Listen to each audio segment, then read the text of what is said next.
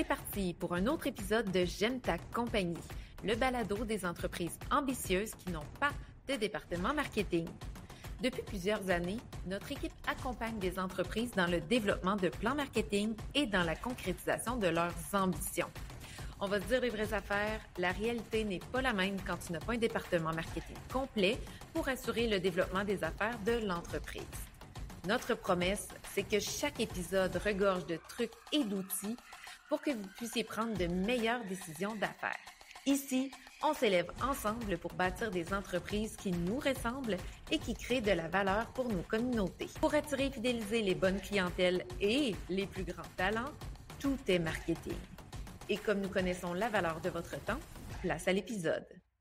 C'est parti pour un nouvel épisode de J'aime ta compagnie. Aujourd'hui, ensemble, on parle de comment on fait pour déléguer son marketing en 4 étapes bien simples. Toujours comme à l'habitude, Marie-Michel Bélanger, stratège marketing, et Katrina Côté-Girard, aussi stratège marketing. Allô, Katrina, t'arrives comment aujourd'hui? Bonjour Marie-Michel. J'arrive de vacances. C'est mon premier balado depuis qu'on est de retour de vacances. Donc, super contente d'être là. Puis, je suis contente aussi. L'automne s'annonce prometteur en termes de projets, de développement. Donc, je pense qu'il y a des belles choses devant nous. Très, très contente d'être là. Wow! Ben moi aussi, j'en reviens de vacances, mais j'ai l'impression de commencer ça sur les chapeaux de roue, moi, avec la rentrée, les enfants.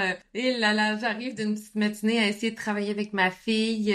On salue Steve Cole, qui est en meeting avec moi ce matin, puis qui a été très, très, très ouvert et patient, parce que c'était pas nécessairement évident. Aujourd'hui, je plonge rapidement. On a un sujet qui est important, puis c'est sûrement une des questions qu'on nous pose le plus, parce que nous, dans la vie, on fait des plans marketing, on se dit, ben là, j'ai besoin d'aide, comment je fais? Puis c'est pas une question qui est posée uniquement par un type de clientèle. On pense autant à des travailleurs autonomes qui travaillent dans un bureau, dans le sous-sol chez eux, qui ont besoin de déléguer certains items de leur marketing, autant qu'on peut penser à des institutions parapubliques, à des moyennes entreprises qui délèguent certaines portions. Moi, entre autres, là, j'ai déjà travaillé chez Astral Maison. On était quand même une très grosse équipe chez Astral et on déléguait plein de petits morceaux à des pigistes à l'externe. Donc, c'est pas petite, moyenne ou grande entreprise. Tout le monde délègue du marketing et c'est pas nécessairement évident. Donc, on s'est assuré de préparer un super épisode pour vous outiller, pour ne pas sauter d'étapes et pour normaliser aussi que c'est pas nécessairement toujours un processus fluide comme un long fleuve tranquille. Alors, Katrina, de quoi on parle spécifiquement quand on parle de déléguer son marketing? Oui, en fait, pour faire déjà la distinction entre deux choses qui sont importantes. Donc, la stratégie marketing versus les opérations marketing. Je pense que c'est deux choses qui peuvent se déléguer, là, mais aujourd'hui, on va parler plus de ce qui touche les opérations marketing. Donc, quand on parle de stratégie, on parle plus parfois même de projet. Donc, on veut soit élaborer sa stratégie marketing, donc ce qu'on fait nous à la firme. Donc, clairement, vous pouvez la déléguer parce que vous pouvez nous embaucher pour qu'on vous accompagne dans la création de votre stratégie marketing. Mais là, on est plus dans la grande vision qu'on veut élaborer, dans qu'est-ce qu'il faut mettre en place pour réussir à atteindre nos objectifs. Et quand on passe de l'autre côté, là, une fois qu'on a notre plan d'action, qu'on a notre stratégie marketing, on dit OK, comment je mets tout ça en place? Comment ça se matérialise au quotidien? Et ce qui arrive, c'est quand on est des entreprises sans département marketing, ça peut pas tout reposer sur nos seules épaules comme entrepreneurs ou sur notre petite équipe parce qu'on n'y arrivera juste pas. Ce dont on parle aujourd'hui, c'est vraiment plus comment déléguer cette portion-là, opération, donc ce qui devient des habitudes marketing. Donc, une fois que j'ai mis en place mon projet, comme par exemple nous, le balado, on l'avait dans notre tête, on l'a mis sur papier, on a testé des choses, mais là, ça devient opérationnalisé dans l'entreprise. On a des tâches qu'on délègue à d'autres personnes à l'externe parce qu'on peut pas tout faire nous-mêmes parce qu'on ferait juste ça, créer le balado. Là. Donc, c'est de ça dont on parle aujourd'hui, là, donc faire cette distinction-là entre la stratégie puis l'opérationnalisation. Et ensuite, pour déléguer, il y a 3 options. Soit on engage dans notre entreprise, donc on dit, OK, je veux que ça reste à l'interne, donc je vais embaucher des nouvelles ressources. On peut aussi décider de collaborer avec une agence, une entreprise, donc des gens qui ont une expertise dans un domaine, donc puis qu'on va payer pour qu'ils fassent ça. ou encore on peut décider d'aller vers des pigistes. Donc, c'est pas une entreprise, c'est pas une agence, mais c'est une personne, un travailleur autonome qui a une expertise, puis il va la mettre à profit pour nous, pour notre équipe, pour notre entreprise. Puis ce qui est important de noter aussi, c'est que parfois on peut décider d'embaucher des personnes plus juniors. Ça veut dire que c'est des personnes soit qui commencent dans le marché du travail, ça peut être des personnes qui ont déjà 30 ans derrière la cravate, mais qui ont décidé de se réorienter dans le domaine des communications marketing. Puis, en contrepartie, on peut se dire, on va investir dans des gens seniors qui ont beaucoup d'expérience. Il y a plusieurs justifications à un choix ou à l'autre. Par contre, ce qu'on observe, c'est que des fois, les gens font le choix du junior parce que ça va coûter moins cher, sans même y penser et de façon non intentionnelle. Mais ce qui se passe avec un senior, c'est que oui, par exemple, s'il charge à l'heure ou même au mandat, ça va être plus cher sur le coût, mais la personne en fait 15 fois plus pour le même montant d'argent. Non seulement elle travaille plus rapidement, mais quelqu'un de senior a fait ses erreurs dans le passé, a fait des tests, a fait des apprentissages, elle en a vu d'autres. Donc, les seniors vont plus rapidement nous mener vers des actions bien exécutées, le meilleur choix d'outils, par exemple, ou différentes approches là qui sont beaucoup plus optimales parce qu'ils ont l'expérience. Par contre, pour certaines tâches, on peut se dire, on n'a vraiment pas beaucoup de budget, on fait un coup de pouce, mais on va aller avec une personne junior parce que la création de telle ou telle action marketing ne nécessite pas une très grande expérience. OK? Mais c'est juste que nous, on veut vous inviter à réfléchir à ça de façon intentionnelle. Pas juste y aller avec les coûts parce que vous pouvez sauver beaucoup d'argent en payant cher une personne senior. Ça, c'est contre-intuitif, mais c'est réel. Katrina, pourquoi c'est important de déléguer quand on gère une entreprise, quand on est en OBNL, quand on est travailleur autonome et qu'on veut que notre entreprise évolue ou que notre organisation évolue finalement? Ben, je l'ai nommé un petit peu tantôt, là, mais quand on est une entreprise ou une organisation qui a pas beaucoup de ressources, donc par exemple qui n'a pas de département marketing, mais ça ne veut pas reposer sur toutes nos épaules pour plusieurs raisons. Ben, la première, c'est qu'on n'a juste pas le temps. Après ça, c'est qu'on n'a certainement pas l'expertise. Donc même, tu sais, on va le dire, on va sûrement le renommer plus tard, mais il faut éviter de chercher une licorne là, quand on veut déléguer. Là, c'est impossible. Quelqu'un qui est un expert en publicité en ligne, en référencement organique, en graphisme, puis en rédaction. Tu sais, on peut pas être expert de tout, donc on peut pas l'être soi-même pour son entreprise. Donc c'est pour ça que c'est important d'aller chercher les bonnes expertises à l'externe. Donc il faut s'entourer finalement de personnes plus compétentes que nous dans d'autres domaines. Ben quand on est dans une petite équipe, il faut prendre en compte la valeur qu'on apporte dans notre équipe. Donc si moi je suis une experte, je vais dire n'importe quoi là, je suis dans une entreprise, je suis un restaurateur par exemple, puis moi j'excelle dans la confection de menus, ben c'est là où j'apporte le plus de valeur dans mon entreprise. Donc je suis mieux de concentrer mon temps sur la création de mes menus pour faire vivre une belle expérience à mes clients plutôt que d'essayer de comprendre comment fonctionne Facebook Ads puis Google Ads par exemple. Donc de vraiment prendre conscience de la valeur qu'on apporte dans notre équipe, puis se dire, OK, ben ça, j'ai pas de valeur ajoutée, fait que je vais le déléguer à l'externe. Ah, tout à fait, hein. On parle ici de coût de renonciation. Donc, si tu prends 5 heures semaine pour faire tes réseaux sociaux ou ton Google Ads, et que tu le fais maladroitement, ça va te coûter 3 fois plus cher en temps, en argent et en énergie. Et ce sont des belles heures pour lesquelles tu ne généreras pas nécessairement de valeur dans ta zone de magie à toi. Et je veux nommer aussi que certains dirigeants, gestionnaires qui veulent garder tout sur leur épaule parce qu'ils pensent qu'il manque d'argent ou peu importe les bonnes ou moins bonnes raisons qui justifient leur décision, ben ce que je veux nommer, c'est que parfois quand on a certains postes comme moi, entrepreneur, j'ai beaucoup d'imprévus qui peuvent tomber sur mon bureau très, très souvent. Des nouveaux clients qui nous appellent pour discuter, puis là, ça urge, mais je peux pas me permettre de pas prendre le téléphone puis de ne pas faire l'offre de service. Par contre, si je suis souvent en mode réactif comme ça, mais évidemment que tout ce qui est projet marketing va prendre le bord si je me fais pas aider par des personnes qui, eux, vont être entièrement concentré, focus sur ce projet de développement-là. Alors, c'est ça aussi qui peut être le fun parce que je vois trop souvent des entreprises, des organisations qui sont ralenties, on fait un beau plan marketing puis ils disent « Ah, mais il t'arrive tellement d'imprévus, on n'a pas réussi. » Mais s'ils avaient délégué les portions, ça aurait avancé sans eux. Alors, à la fin du trimestre, les actions marketing auraient été faites et puis l'entreprise ou l'organisme aurait évolué, puis leur travail, leurs opérations auraient été aussi faites. Si on passe maintenant dans le comment on fait pour déléguer son marketing? Parce que c'est pas nécessairement évident, là, on l'a parlé, il y a plein de choses différentes qu'on peut déléguer. On peut déléguer autant à des grosses agences qu'à des pigistes, autant que d'embaucher quelqu'un à l'interne chez nous. Donc, étape 1, Katrina, il faut identifier les besoins. Peux-tu nous en dire plus là-dessus? Comment on fait pour identifier nos besoins en termes de marketing? Ouais, puis même avant de commencer à identifier ses besoins, il faut accepter certaines choses, notamment accepter que c'est un processus qui est itératif, qui est pas Mhm. parfait. Donc, tu sais, on l'a dit tantôt avant qu'on se branche, mais parce qu'on a passé toutes les deux à la même chose, alors qu'on n'était pas ensemble ce matin, mais une fois sur deux, ça fonctionnera pas. Ouais, nous, c'est Donc, notre barème. puis quand je dis que ça fonctionnera pas, ça veut pas dire que qu'on s'est rendu au bout du processus avec la dite personne ou la dite entreprise, là, puis que là on s'est rendu compte que elle avait pas l'expertise qu'on souhaitait ou quoi que ce soit. Tu sais, ça peut arriver au moment d'un café virtuel, il n'y a pas de fit, ou ça peut arriver, on fait un test, puis hop, non, ça marche pas. Donc ça va arriver à différents moments dans le processus, mais il faut accepter que ce sera pas toujours des trous d'un coup.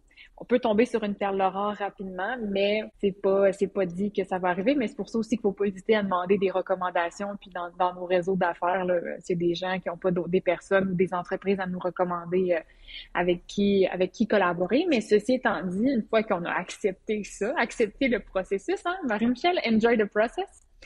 Euh, faut déterminer, mais c'est quoi nos priorités en marketing? Donc là, on présume que vous avez déjà fait votre stratégie marketing et qu'on veut on veut déléguer notre plan d'action. Le petit moment où on se sent comme en haut de la montagne russe, puis là, ça va tomber, puis on fait «Ah!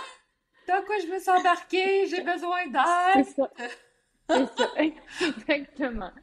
Ben, tu sais, si la priorité, c'est de revoir complètement le site web, ben là, vaut mieux peut-être aller vers des gens spécialisés en web ou si la priorité, c'est plutôt de revoir certains mécanismes plus en lien avec les ressources humaines pour faire vivre une meilleure expérience sur le terrain dans notre commerce, par exemple, ben là, on peut aller vers des gens qui sont spécialisés là-dedans. Fait que s'identifier finalement de qui on a besoin en fonction des actions qu'on souhaite accomplir.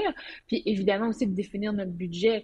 Tu l'as nommé, Marie-Michel, tu sais, on va-tu vers un junior ou un senior? C'est sûr qu'on peut vouloir un senior tout en comprenant que ça serait la meilleure option pour nous, mais on n'a peut-être pas le budget pour se l'offrir à ce moment-ci dans notre entreprise. Donc là, on va peut-être revoir différemment nos besoins pour travailler avec quelqu'un tout aussi compétent, mais peut-être moins expérimenté, avec des attentes qui vont être différentes aussi.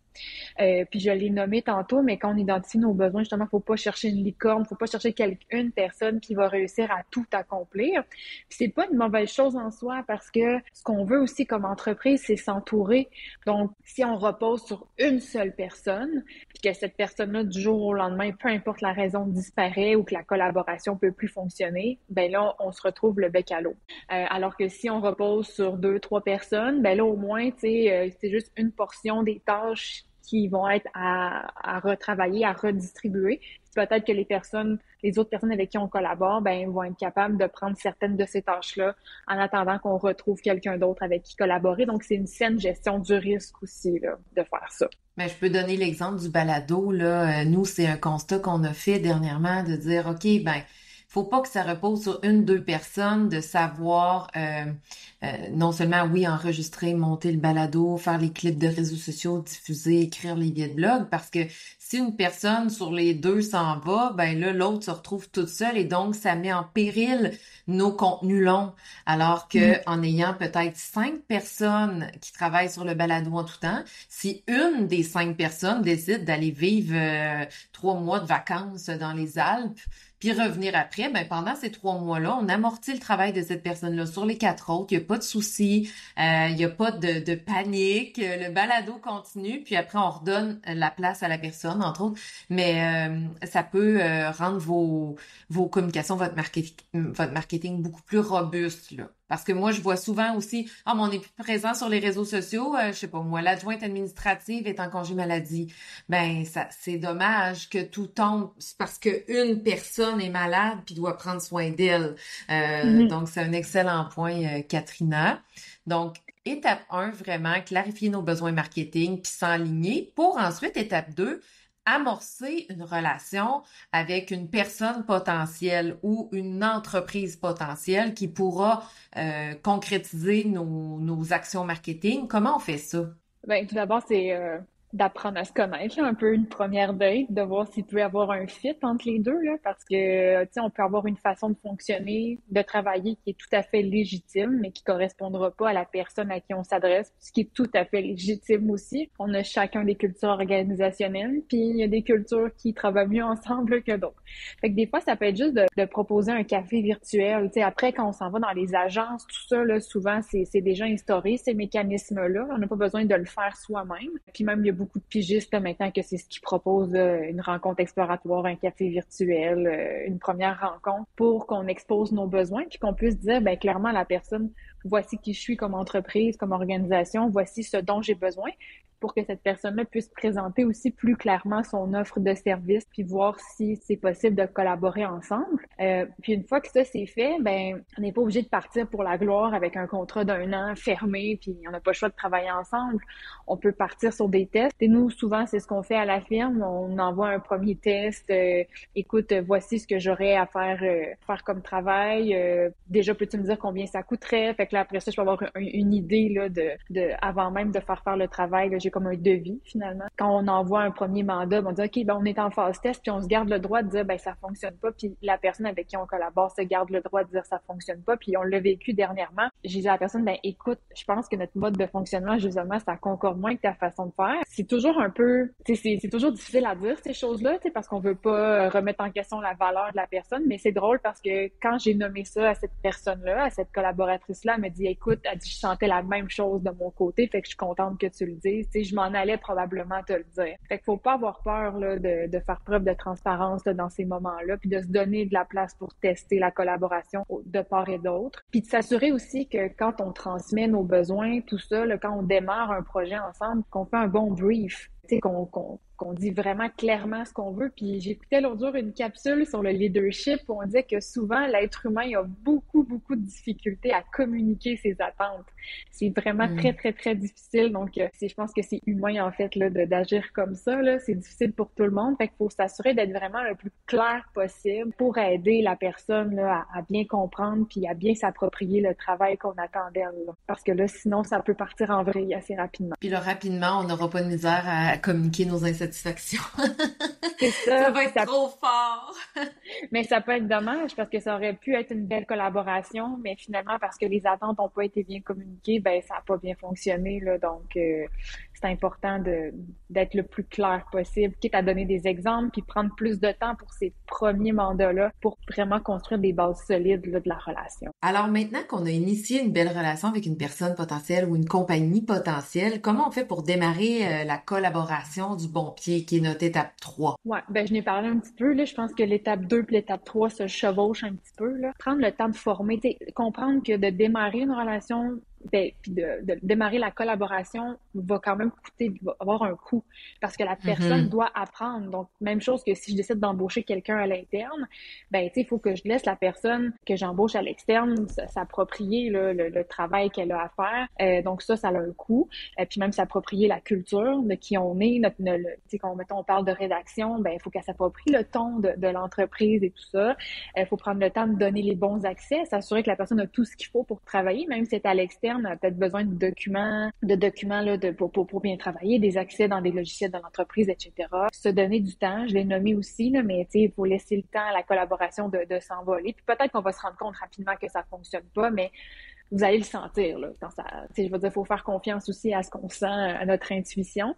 Pas aller trop gros, trop vite, se donner aussi, là, de partir des petites bouchées à la fois, là, pour pas non plus, si on se plante, que ça soit comme vraiment majeur, puis que ça soit comme une grosse erreur, alors que c'est pas ça qu'on veut. Puis c'est ça, on l'a nommé tout à l'heure, là, mais d'accepter que 1 sur 2, ça fonctionne pas, puis que ça se peut que rendu là, ça marche pas. Puis une chose que j'oublie aussi, qu'on aurait pu mettre dans l'étape 2, mais signer une entente entre nous puis le pigiste, tu sais, une entente de confidentialité, je l'ai oublié, là, mais c'est important aussi de mettre clairement là, les contrats, un contrat sur table de combien je te paye de l'heure, puis signer des ententes de l'information que la personne va avoir en main, ben elle le divulgue pas à l'externe. Là. Toutes ces modalités-là, là, c'est vraiment important, puis quitte à collaborer avec des gens, des juristes là, expérimentés en la matière pour avoir un contrat qui est béton, puis qui vous protège de part et d'autre, là, autant pour vous que protéger la personne avec qui vous travaillez. Ah oui, une entente, c'est important parce que sinon on peut se réveiller un jour puis la personne avait compris qu'elle avait une banque d'heures ouverte, qu'elle pouvait juste faire des heures puis des heures puis des heures puis des heures puis des heures puis nous facturer ça parce qu'on n'a pas on a sauté des étapes. Oh, moi j'ai pas le temps, puis j'ai pas d'argent pour faire des contrats, ben ça va te coûter cher finalement. Faut vraiment faire attention à ça.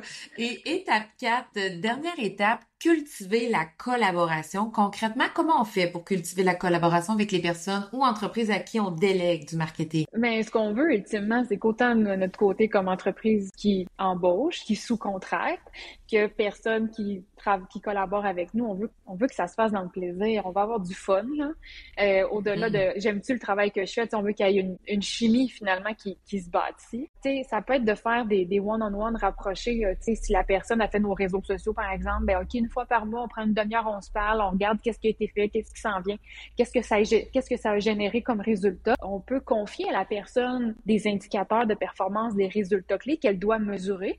Pas que si elle les atteint pas, le contrat se termine, mais qu'elle est responsable de relever, de hey, ça a bien fonctionné, on est là, mais ça, cet indicateur-là, il est en bas. Peut-être qu'on pourrait essayer telle chose pour le faire remonter, là. Donc ça peut être intéressant. Fait que déjà là, c'est une autre chose aussi qu'on délègue, qu'on n'a pas à surveiller, puis qu'on n'a pas nécessairement l'expertise pour surveiller ça, là, quand on pense à des indicateurs parfois plus techniques, plus numériques, entre autres. Puis autant au début, là, tu sais, on l'a nommé, mais que pendant toute la durée de la collaboration, il faut faire preuve de transparence. Il faut pas avoir peur de nommer un chat un chat. Tu sais, quand il y a des choses qui ont moins bien été, il faut le dire pour mettre en place des correctifs pour que la suite fonctionne bien. Puis, des fois, il y a des collaborations qui se terminent parce que le mandat se termine tout simplement, mais il faut s'assurer de garder des bonnes collaborations, une bonne relation même après ça. Donc, prendre des nouvelles, etc. Voir, OK, ben, n'hésite pas à nous tenir au courant de ton offre de service. Ou même si on refuse de travailler avec quelqu'un parce que c'est trop cher ou que ça correspond pas, ben, de dire, tu sais, de le faire de façon diligente puis de le faire de façon transparente aussi pour que la personne peut même penser à nous référer dans le futur pour autre chose parce qu'elle a appris à connaître notre offre de service ou parle de, tu sais, on se recroise dans des événements ou ailleurs puis, ben, on n'est pas gêné de croiser l'autre personne parce qu'on n'a pas répondu à un courriel de devis parce qu'on avait peur de dire que c'était trop cher, par exemple. Des choses comme ça. Fait que c'est juste de cultiver, d'entretenir, de garder le lien finalement le plus possible pour que, peu importe le contexte, on soit toujours content de se revoir puis de se reparler. Oui, il faut le dire, nous, à la firme, on a une portion de notre chiffre d'affaires qui provient de références de collègues là, à qui nous, on peut déléguer du marketing. Puis eux, ben, comme ils connaissent notre unicité, nous envoient des gens, des clients qui sont idéaux pour nous. En conclusion, je rappelle les 4 étapes, mais allez consulter le billet de blog là, quand vous allez être prêt à déléguer pour vous rappeler chacune des étapes. Donc, 1, on identifie les besoins, on va vous faire une belle checklist, là, une liste à puces. 2, amorcer la relation du bon pied. 3, démarrer la collaboration. Et 4, cultiver la collaboration. Je vais juste conclure en disant, on est dans un marché. Les meilleurs, que ce soit des travailleurs autonomes ou des employés que vous allez faire venir dans votre équipe ou des entreprises en communication marketing, vous allez travailler avec les meilleurs si vous êtes les meilleures personnes pour embaucher, si vous êtes disponible pour répondre aux questions, si vous êtes intéressé dans la démarche de l'autre, pas, entre guillemets, lui garrocher de la job, puis, tu sais, je veux plus tes nouvelles, mais d'être présent. Puis je vais finir en disant, payer à temps. Bien soigner ces collaborations aussi, c'est important. Si vous voulez travailler avec les meilleurs, vous devez être les meilleurs qui embauchent ou qui donnent du travail. Katrina, as-tu apprécié notre compagnie aujourd'hui? Oui, puis je dis une dernière chose, c'est que je sais que c'est pas facile de déléguer, mais déléguer, c'est aussi accepter que les choses sont pas faites comme on le voudrait, mais c'est accepter aussi de découvrir des nouvelles opportunités qu'on n'aurait pas vues s'il n'y en avait pas eu ce regard-là externe. Donc, je conclurai là-dessus, mais oui, j'ai adoré retrouver le balado, j'aime ta compagnie pour l'automne. On dit enjoy the process, mais aussi d'avoir une certaine confiance en le processus et en ce que ça va émerger sans tout essayer de contrôler finalement. Exactement. Eh ben, merci pour tout, Katrina. On se dit à la semaine prochaine. À bientôt.